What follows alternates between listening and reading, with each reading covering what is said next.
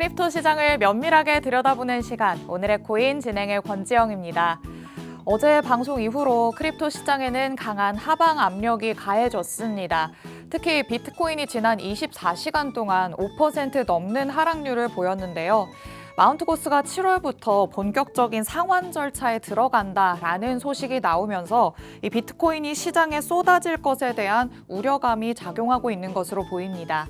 그래도 오늘은 전문가님과 함께 하는 날이니까요. 이런 시장 전반에 대한 이야기는 잠시 후에 더 세세히 나눠보도록 하겠습니다. 자, 그럼 간밤에 마감됐던 뉴욕 증시 상황부터 살펴보도록 하겠습니다. 주요 3대 지수는 혼조세를 띈 채로 마무리가 됐습니다. 다우지수만이 빨간불을 켠 모습인데요. 다우지수 0.67% 상승하면서 39,411선에서 마무리가 됐습니다. 여기에 나스닥 지수와 S&P 500 지수는 다시 한번 내림세를 보였습니다.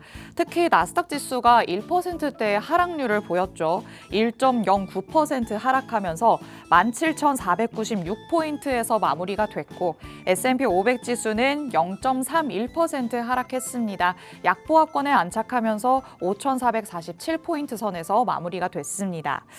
어제는 최근에 AI 수혜를 봤던 반도체주들이 대체로 부진한 하루였는데요.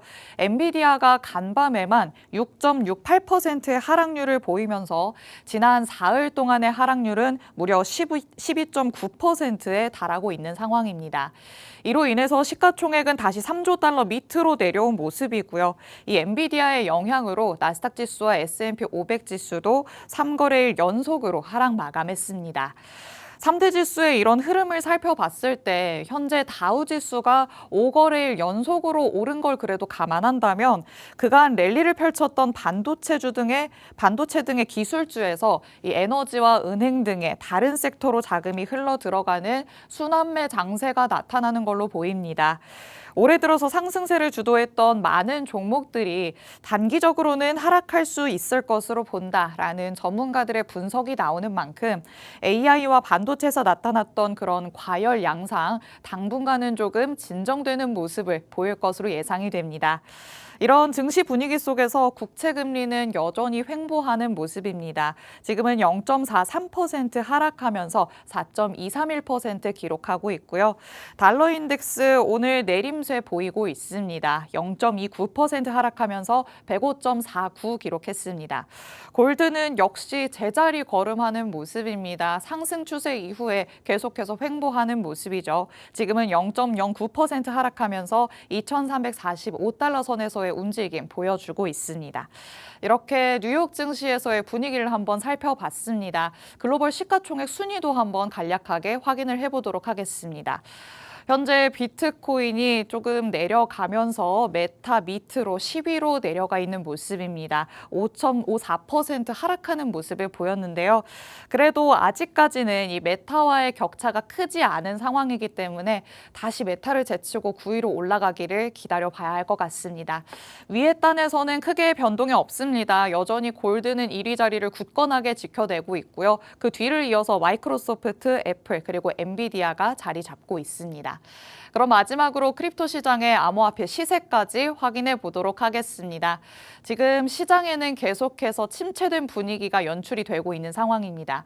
오전 9시 기준으로 해서 별다른 큰 움직임을 보이고 있지는 않지만 비트코인이 말씀드렸다시피 지난 24시간 동안 4.21% 내림세를 보이는 상황입니다. 현재는 6321달러 선에서의 움직임 보여주고 있고요.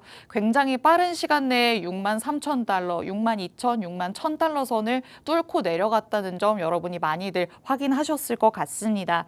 당분간은 계속해서 이런 흐름이 이어질 수도 있다라는 의견이 나오는 만큼 조금은 이 추세를 좀 더 지켜보셔야 될 것 같고요. 이더리움 역시나 24시간 전 대비해서는 2%의 내림세 보이고 있습니다. 현재는 3,347달러 선에서의 움직임 보여주고 있습니다. 상위 10개 코인들 가운데서는 그래도 솔라나가 조금 올라가는 모습 보여주고 보여줍니다. 어제 대비해서 솔라나는 2.6% 오름세 보여주고 있고요. 이외에도 톤코인이 강보합권에서의 움직임 보여주고 있다는 점 체크하시면 좋을 것 같습니다. 이렇게 암호화폐 시세까지 간략하게 만나봤습니다. 이 시장 전반에 대한 분위기가 굉장히 침체되어 있기 때문에 앞으로 내가 어떤 전략을 가져가는 게 좋을까? 비트코인 그리고 알트코인은 내가 어떤 전략을 세워보는 게 좋을까라고 고민을 많이 하실 것 같습니다. 전문가님 불러보고 한번 시장에 대해서 얘기 나눠보도록 하죠. 오즈파트너스의 퍼즈 대표님 나와주셨습니다. 어서 오세요. 네, 안녕하세요. 퍼즈입니다. 오늘도 도움되는 자료 많이 가지고 왔으니까요. 매매 전략을 세우시는데 꼭 도움이 되었으면 좋겠습니다. 네, 우리 퍼즈 대표님께서는 시장 전반을 바라볼 수 있는 눈을 기를 수 있게 이 개념적인 얘기부터 시장 전반에 대한 흐름까지도 짚어주시는 분이죠. 오늘도 같이 한번 얘기 나눠보도록 하겠습니다. 대표님, 지금 시장 분위기가 갑자기 또 하루 사이에 또 확 더 안 좋아진 것 같은 느낌이에요. 심장이 철렁하는 분들 이거 어떡하죠? 네. 뭐 망했다 뭐 이런 얘기 많은데 네. 코인 시장 끝이다, 뭐 불장 끝 아니냐 뭐 이렇게 말씀하시는 분들이 많은데 이래서 제가 맨 처음에 네. 비트코인의 가치에 대해서 설명을 했었던 거예요. 그렇죠. 네, 비트코인에 투자를 왜 하는지, 네. 비트코인의 가치는 무엇인지, 그다음에 비트코인이 어떠한 과정을 거쳐서 이제 달러의 대체 자산으로 인정을 받고 있는지 이런 것들에 대해 설명을 좀 드렸던 거를 기억하실 겁니다. 네. 그래서 3주 전인가 4주 전인가 앵커님이랑 처음 할 때 네, 그때 맞아요. 네, 다뤘었는데 해서 그런 걸 확실히 해야지 이런 때 흔들리지 않는 거예요. 네, 그런 거 없이 오른데 하면서 가가지고 하면 네. 그러면 이제 불안할 수밖에 없는 거죠. 네, 그래서 그 뭐 더 심하게 얘기는 하지 않겠습니다만 네. 한번 잘 생각을 해보시고 그래서 그거를 한번 다시 되새기는 시간을 한번 가져보려고 해요. 네. 그때 얘기했던 거. 그래서 이제 요게 뭐냐면 달러 인덱스랑 이제 비트코인 가격이에요. 그래서 이제 달러 인덱스랑 비트코인이랑 반대로 가더라. 해서 이걸 봤을 때는 달러의 대체 자산으로 인정을 받고 있는 것 같다. 라고 이제 말씀을 드렸고 이때 이후로 요 아래가 달러 인덱스인데 달러 인덱스는 요만큼 올라갔고요. 그다음에 비트코인은 지금 요렇게 떨어져 있는 상태예요. 그래서 어쨌든 반대로 올라가고 있다. 오늘은 뭐 달러도 떨어지고 비트코인 떨어졌지만 네. 주봉이나 큰 추세로 봤을 때는 지금 요렇게 되어 있는 상태입니다. 참고하시고 그다음에 이제 현물 ETF가 승인이 되면서 어쨌든 기관 투자자들뿐만 아니고 그 기업들 네, 해서 현금을 쌓아놓고 있는 기업들은 분명히 현금에 대한 현금의 가치 하락에 대한 요 리스크를 지기 싫어하기 때문에 갖고 있는 현금의 일부분은 이제 헤징용으로 이제 비트코인을 매수할 거다라고 말씀드렸는데 네. 그때 이제 말씀드렸던 게 은행에서 먼저 그러고 있다. 맞아요. 네. 은행에서 먼저 비트코인 현물 ETF를 사고 있다. 그래서 실적 발표 시즌이 되면은 또 나올 거예요. 계속 비트코인 현물 ETF를 샀다. 이런 그 뉴스들이 아마 또 계속 나올 겁니다. 그래서 큰 한 발자국, 두 발자국 뒤에서 한번 보시면 과연 이런 정도의 요런 상황으로 봤을 때 좀 수요가 과연 줄어들 것인가? 네, 이런 걸 한번 곰곰이 생각을 해보시면 좋을 것 같고, 저는 어쨌든 수요는 계속 늘어난다라고 좀 생각을 하고, 그 다음에 추가적으로는 이제 아까 전에 말씀해 주셨듯이 이제 마운트 곡스 이슈가 조금 있는데 마운트 곡스 이슈는 한번 이제 돌아다니는 얘기들이 많으니까 한번 생각을 한번 해보시고 과연 이게 진짜 악재인가를 한번 잘 생각해 보시고 네, 저는 차라리 빨랑 상환 시작했으면 좋겠어요. 떨어질 거면 확실히 떨어지고 그냥 올라갔으면 좋겠어요. 네. 네, 그래서 이거 가지고 얼마나 요 이슈로 하락을 시킬지 모르겠어요. 네. 진짜 아무것도 아닌 이슈인데 요거 가지고 네. 그러니까 만약에 한 2012년 정도부터 앵커님 네. 만약에 비트코인을 갖고 있어요. 근데 그게 강제로 묶였어요. 네. 그때 비트코인 가격이 뭐 예를 들어 뭐 한 30만 원, 40만 원이었는데 네. 지금 거의 이제 뭐 1억 가까이까지 갔다가 네. 묶였어요. 그러면 요거를 만약에 다시 돌려받아요. 뭐 10개가 있었는데 그걸 다시 돌려받았어요. 네. 그러면 전부 다 파실 거예요? 아니, 전부 다 팔지는 않을 것 같은데요. 그래도 내가 지금 돈이 조금 필요하다면 일부만 현금화를 해놓고 나머지는 좀 더 지켜보지 않을까 싶어요. 네, 맞아요. 대부분 이래요. 그리고 그때 2012년도 막 13년 이때 샀던 사람들은 네. 정말 앞서 나간 사람들이에요. 그쵸. 네, 그래서 대부분이 비트맥시인 사람들이 많고 그 다음에 이렇게 비트코인이 그동안 쭉쭉 올라간 걸 봐왔기 때문에 굳이 딱 필요한 만큼의 필요한 현금만큼만 팔고 나머지는 갖고 있을 확률이 높습니다. 오. 그리고 요거 말고도 그 팔 사람들은 이미 팔았다라는 것도 팔았다는 얘기도 많아요. 그러니까 이제 그 나중에 보상을 받을 수 있는 권리를 판 거죠. 네, 그런 걸 좀 주고받는 경우도 있었다라고 제가 알고 있는데 그래서 요거는 그냥 빨랑 지나갔으면 좋겠다. 차라리 그냥 빨랑 지급해라. 네. 지급했는데 막상 그 시장에 나오는 비트코인이 없다면 어쨌든 가격은 올라가게 될 거거든요. 그쵸. 그래서 이런 것도 참고하시면 좋을 것 같고 그다음에 뭐 독일 정부가 이제 매도를 한다 뭐 이런 얘기도 있었고 근데 독일 정부가 한 2,000개 정도를 이제 매도했다라고 하는데 비슷한 시기에 마이클 세일러가 이제 운영하고 있는 네. 그 마이크로 스트래티지는 11,000개를 매수했거든요. 근데 마이크로 스트래티지가 11,000개 매수한 뉴스는 잘 없죠. 맞아요. 독일 정부가 매도했다는 뉴스밖에 없죠. 예, 그러니까 뭐 이런 거에 너무 이렇게 휘둘리실 필요가 있나 싶습니다. 네. 그래서 독일 정부 갖고 있는 게 어쨌든 꽤 많다고는 알고 있어요. 이제 문제는 사실 2,000개 말고 독일 정부 한 5만 개 정도 갖고 있다고 하는데 그게 시장이 풀릴까 봐 걱정인 건데 사실 네. 이제 현물 ETF에 들어오는 자금이나 이런 걸 좀 생각을 해보셨을 때 과연 이게 걱정될 만큼인가? 그리고 그게 시장 물량으로 나온다라고 하면 과연 이제 뭐 일부는 또 사겠죠. 네. 네, 그래서 이런 걸 좀 잘 생각해 보셨으면 좋겠습니다. 그래서 저는 제 생각은 불장은 이제 끝나지 않았다. 네, 저는 걱정할 필요는 없다라고 생각을 하고 이런 생각을 가지고 만약에 이제 매매 전략을 짠다라고 한다면, 그러니까 저는 올라가는 긴 올라가는데 떨어졌다 올라갈지 언제 올라갈지 모른다. 이러면 적립식으로 매수하면 된다 이거예요. 아, 그렇죠. 네, 그래서 제가 적립식 매수를 말씀드렸던 겁니다. 그래서 그 비트코인에 대한 가치를 확실하게 머릿속에 넣어놓고 그 다음에 올라갈 거는 가능성이 높아 보이는데 그러면 어떻게 매매 전략을 짜야 될까? 올라가는 건 맞는데 그냥 올라갈지 아니면 떨어졌다 올라갈지 잘 모르겠다. 그럼 어떻게 해야 될까? 라고 한다면 적립식으로 매수하는 게 좋다 이거죠. 그래서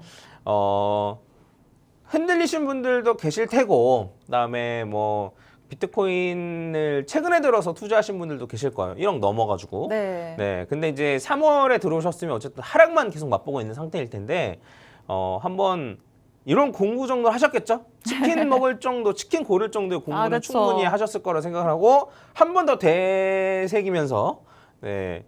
좀 멘탈을 좀 잡으셨으면 좋겠습니다. 그래서 요 정도를 좀 말씀드리고 원래 오늘 다루려고 했던 거는 이제 알트코인 얘기를 하려고 그랬어요. 근데 알트코인 얘기를 하기 전에 네, 알트코인이 불장이 끝났나 말았나 이런 걸 얘기하려고 그랬는데 그 전에 이제 코인 시장 자체가 끝났나 말았나 이런 네, 얘기가 그러니까요. 많아가지고 먼저 조금 다뤘는데 이 얘기도 어쨌든 중요한 얘기니까 이제 코인 시장이 끝났냐 말았냐를 판단하는 기준이기도 하거든요. 그래서 요걸 제가 같이 갖고 왔으니까 한번 같이 보면 좋을 것 같습니다. 요거는 위에는 비트코인 도미넌스 차트고요. 그다음에 아래에는 비트코인 차트예요. 그래서 도미넌스에 대해 저희가 배웠는데 네. 살짝만 제가 얘기하면 비트코인 도미넌스는 전체 코인 시총 중에 비트코인 시총 해서 가령 예를 들어서 비트코인의 가격이 이제 올라갔거든요. 이렇게 요 기간 동안. 네.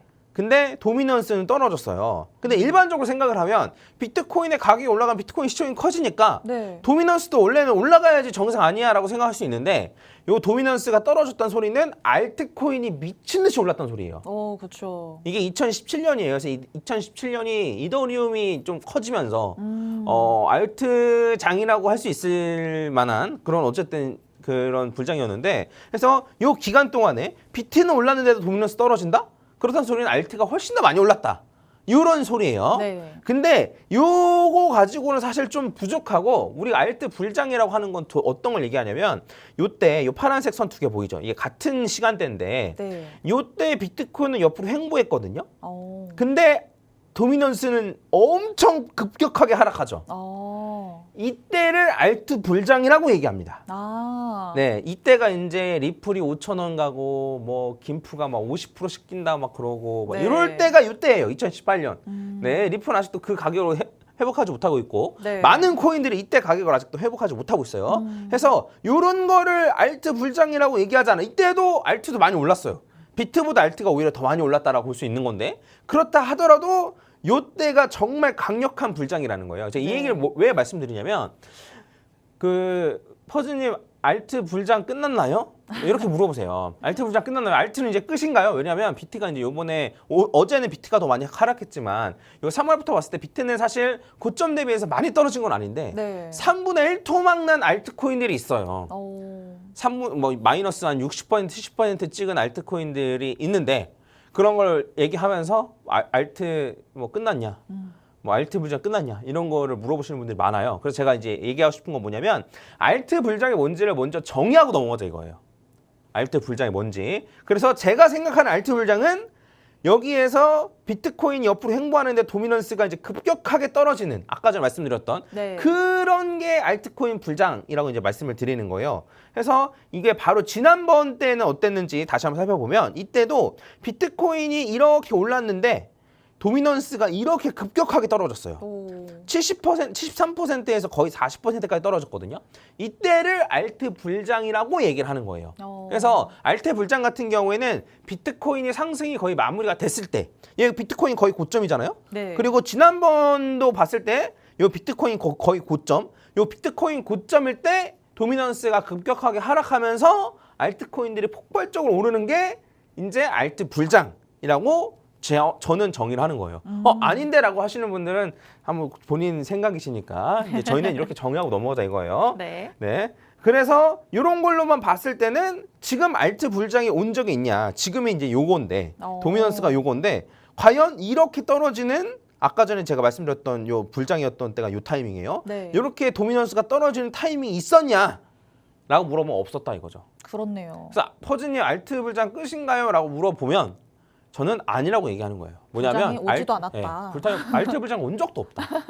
네. 그럼 언제 오냐? 네. 저는 도미넌스가 여기서 더 올라갈 거라고 생각해요. 지금 이제 비트코인은 덜 떨어지고 알트코인 많이 떨어지면서 도미넌스 올라가는데 네. 조만간 비트만 올라가면서 도미넌스가 또 올라갈 거예요. 그럼 도미넌스가 이제 올라간 다음에 또 급격하게 떨어지겠죠. 네. 이런 알트 불장이 올 거예요. 언제? 내년에. 제 생각에는 네. 비트만 추가적으로 계속 올라가는 장이 오다가 아마 내년쯤에 이제 알트코인 불장이 오지 않을까라고 얘기를 하는 겁니다. 그래서 알트 불장 끝났나요? 아니다. 알트 불장 온 적도 없다.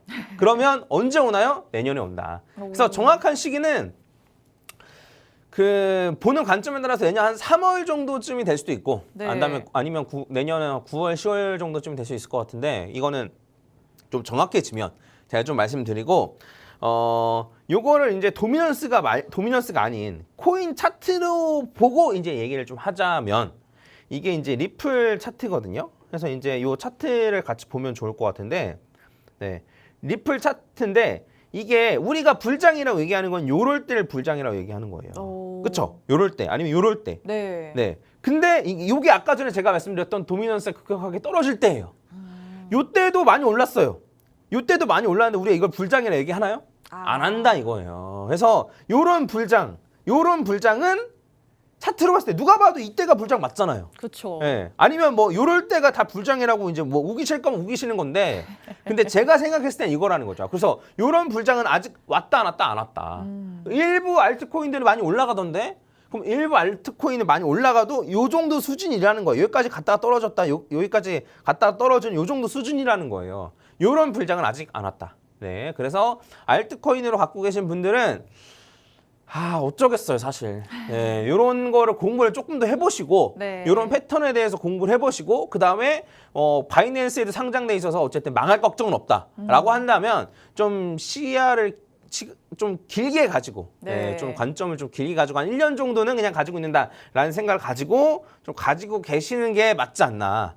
저는 그래도 지금이라도 비트로 조금 옮겼으면 좋겠다는 생각이 있긴 있는데, 근데 비트는 저렇게 올라가 있고 알트는 요것밖에 안 올랐는데 갈아타기가 좀 그럴 수 있잖아요. 그렇죠. 그래서 그래도 비트로 한 절반 옮기셨으면 좋겠는데 네. 뭐 그게 싫다 하시면은 좀 길게 한 1년 정도 바라보시고 가지고 계시는 걸 좀 추천드리겠습니다. 네, 전문가님께서는 일단 알트 불장이 아직 오지도 않았다라고 말씀을 하십니다.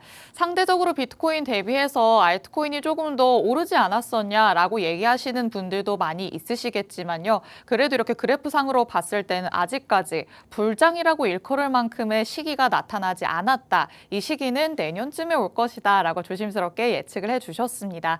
그렇기 때문에 이 알트코인 보유자분들도 지금 당장의 이런 흐름에 너무 연연하지 마시고요. 내년까지 조금 길게 호흡을 가져가시는 게 좋을 것 같습니다. 그렇다면 지금 보유하고 있는 분들은 그래도 진짜 좀 답답하실 것 같아요, 대표님. 이런 상황에서 단기적으로 좀 어떻게 해볼 수 있는 방법이 있을까요? 없어요. 아, 없습니까? 네. 단호하게 네, 말씀하시네요. 없습니다. 네, 없어요. 네. 어허. 그 최악은 뭐 떨어져서 손절하는 게 지금 손절하는 게 저는 최악이라고 생각을 하고 네. 네, 그러니까 비트코인을 옮길 거였으면 미리 좀 옮겼어야 됐다. 네, 근데 지금은 이제 뭐 건드시면 네. 오히려 조금 더 안 좋은 경우로 될 가능성이 크니까 요건 뭐 나중에 또 기회가 되면 말씀드리고 네. 일단은 가만히 있는 게 나을 것 같다. 그리고 이렇게 말씀하시는 분도 계세요. 지금 알트코인이 어쨌든 3분의 1 토막 났다 그랬잖아요. 네. 3분의 1 토막 났는데 과연 복구가 가능하냐 이런 얘기를 하시는 분들도 계셔서 제가 자료를 갖고 왔는데 요게 이제 이더리움 차트는 이더리움 2017년도 차트예요. 근데 이더리움이 이렇게 급격하게 올라가기 전에 여기까지 올라갔다가 이렇게 떨어졌는데 이게 마이너스 66%예요. 3분의 1 토막이 난 거예요. 네, 그러고 나서도 복구하고 이렇게 올라갔던 썼고, 그다음에 지난번 같은 경우에도 아까 전에 제가 보여드렸던 게 여기고 이더리움 같은 경우에는 요 고점을 돌파할 때쯤에 31%, 그 다음에 여기서부터 여기까지 마이너스 61%, 그런 다음에 고점 갱신했어요. 그래서 3분의 1 토막이 난다 하더라도 복구는 가능하다. 오. 하지만 긴 시간이 걸릴 것이다. 그쵸. 네, 이런 그리고 비트가 더 많이 올라가는 현상을 겪을 것이다. 네, 근데 어쩔 수 없어요. 네, 그래서 제가 그래서 이제 비트코인 위주로 갖고 계셔라. 나중에 알트코인을 갈아탈 타이밍이 온다라고 말씀을 드렸던 건데. 근데 이제 어쩔 수 없잖아요. 네. 이미 지나간 거니까 어쩔 수 없잖아요. 그래서 이런 걸 좀 참고하셔가지고 좀 천천히 기다리시면 좋을 것 같고, 다만 중요한 거는 바이낸스나 이런 데 잘 상장되어 있는지, 그냥 코인이 망하지 않을 것 같은지, 네. 개발은 잘 하고 있는지, 네, 이런 것들을 좀 확인을 하셔야 됩니다. 왜냐하면 망하면 아무 소용 없거든요. 네, 그래서 불장 요때까지 살아남는 게 중요하다라고 좀 말씀드릴 수 있을 것 같고, 네. 그다음에 이더리움 같은 경우에 이게 이제 어제 저녁에 한 거라서 조금 더 떨어지긴 했을 텐데, 네. 이더리움은 지금은 한 마이너스 31% 정도 떨어졌다가 올라갔다가 다시 떨어져 있는 상태예요. 그래서 마이너스 한 15%, 16% 정도 될 것 같은데, 네. 이 정도는 사실 이더리움으로 봤을 때는 뭐 큰 조정은 아니다. 네, 그리고 비트코인도 마이너스 20%, 30%는 달고 삽니다. 불장에서도. 그래서 이 정도의 그 변동성을 좀 염두에 두고 좀 매매를 하시고 마음을 좀 먹으셔야 돼요. 네. 그래서 제가 이제 종합해서 좀 말씀을 드리면, 아까 전에 맨 처음에 이제 비트코인의 가치에 대해서 이제 말씀을 드렸잖아요. 그래서 네. 비트코인으로 유입이 저는 더 계속 될 거라고 생각해요. 네, 그래서 수요는 계속 늘어난다. 그래서 걱정할 필요는 딱히 없을 것 같다. 그리고 불장 끝에서 나타나는 패턴인 이 알트 불장. 그러니까 비트코인은 옆으로 횡보하거나 조금 오르는데 도미넌스가 급격하게 하락하면서 알트코인이 폭발적으로 오르는 그런 상황이 지금 왔다 안 왔다? 안 왔다. 안 왔다. 네, 안 왔다. 네, 그래서 이런 걸 봤을 때는 얼마나 더 떨어질지는 모르겠어요. 제가 이제 뭐 다음 주쯤에 한번 다시 분석을 해드릴 것 같긴 한데, 네. 뭐 어느 정도는 뭐 말씀드릴 수 있겠지만 뭐 누가 확신하겠습니까? 근데 제가 말씀드리고 싶은 거는 이제 이런 걸 좀 감안하시고 지금은 좀 버티는 시간이다. 현금이 있다면 적립식으로 매수해 나가는 시간이다라고 생각을 해주시면 좋을 것 같습니다.